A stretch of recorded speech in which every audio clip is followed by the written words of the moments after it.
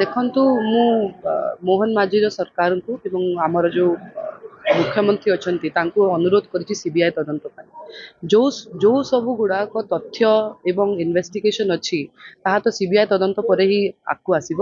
ଏବଂ ମୁଁ ଗଣମାଧ୍ୟମ ଜରିଆରେ ଦେଖିଲି ଯେ ଏବଂ ମୋତେ ବହୁତ ଖରାପ ବି ଲାଗୁଛି ଦେଖିକି ଯେ ଯେତେବେଳେ ମୁଁ କିଛି କହୁନଥିଲି ଭାରତୀୟ ଜନତା ପାର୍ଟିର ଅନ୍ୟାନ୍ୟ କର୍ମକର୍ତ୍ତା ମୋ ପରିବାର ଉପରେ ଆକ୍ଷେପ କରୁଥିଲେ, ମୋତେ ବଦନାମ କରୁଥିଲେ, ମୋ ପରିବାରକୁ ମାନସିକତା ଟର୍ଚରରୁ ମାନେ ତାଙ୍କୁ ପୁରା ଗଣମାଧ୍ୟମ ଜରିଆରେ ଅନେକ କଥା କହୁଥିଲେ।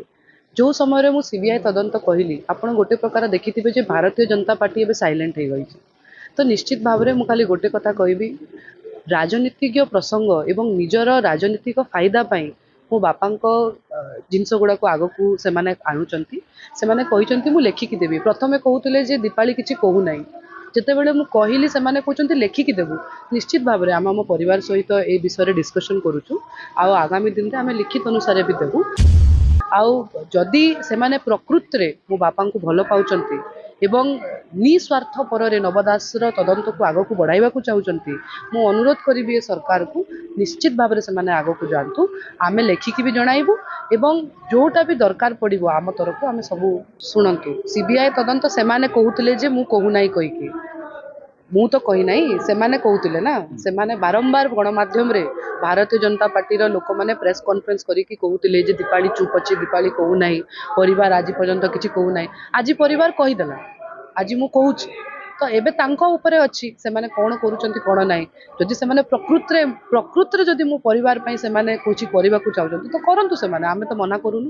ପ୍ରତିକ୍ରିୟା ଏଇଟା ହିଁ ଅଛି ଆଜ୍ଞା ଯେ ଯେଉଁ ଇନଭେଷ୍ଟିଗେସନ୍ ଅଛି ଯେଉଁଟା ବି ଅଛି ଏବେ ତ ଦେଖନ୍ତୁ ଇନଭେଷ୍ଟିଗେସନ୍ ତ ଷ୍ଟିଲ୍ ଓପନ୍ ଅଛି, କୋର୍ଟରେ କେସ୍ ଚାଲୁଛି, ଆପଣ ସମସ୍ତେ ଜାଣିଥିବେ। ତ ଯଦି ଗୋଟେ ସିବିଆଇ ତଦନ୍ତ ପାଇଁ ସରକାର ଯଦି ଆଗକୁ ବଢ଼ିଲେ ତ ନିଶ୍ଚିତ ଭାବରେ ସିବିଆଇ ତଦନ୍ତ ହେଲେ ଯେଉଁ ଇନଭେଷ୍ଟିଗେସନ୍ ଆସିବ ଯେଉଁଟା ଆସିବ ତାପରେ ଆମେ ଗଣମାଧ୍ୟମ ଜରିଆରେ ତାକୁ ସମସ୍ତଙ୍କୁ ମୁଁ ସେଇଟା କହୁଛି। ଯଦି ସିବିଆଇ ତଦନ୍ତ ହେଲା, ଯଦି ସରକାର ଚାହିଁଲେ, ଯଦି ସରକାର ଆମ ପରିବାରକୁ ମାନେ ନ୍ୟାୟ ଦେବା ପାଇଁ କହୁଛନ୍ତି ଯେ ସେମାନେ ତ କହୁଛନ୍ତି ଯେ ଆମେ କହୁନୁ କିଛି, ତ ଏବେ ତ ଆମେ କହିଦେଲୁ। ତ ସେମାନେ ଯଦି ସିବିଆଇ ତଦନ୍ତ କରୁଛନ୍ତି ତାପରେ ଯେଉଁ ଇନଭେଷ୍ଟିଗେସନ୍ ହେବ ତା ଉପରେ ଆମେ ଗଣମାଧ୍ୟମରେ ନିଶ୍ଚିତ ଭାବରେ ମୁଖ୍ୟମନ୍ତ୍ରୀକୁ ବି ଲେଖିକି ଦେବୁ। ଯଦି ତାପରେ ମୁଖ୍ୟମନ୍ତ୍ରୀ ଯେଉଁଟା କହିବେ, ସେମାନେ ତ ନିଜେ କହୁଛନ୍ତି ନା, ସେମାନେ ଯେଉଁ ତାଙ୍କୁ ପଚାରନ୍ତୁ ଆଜ୍ଞା ଆପଣ।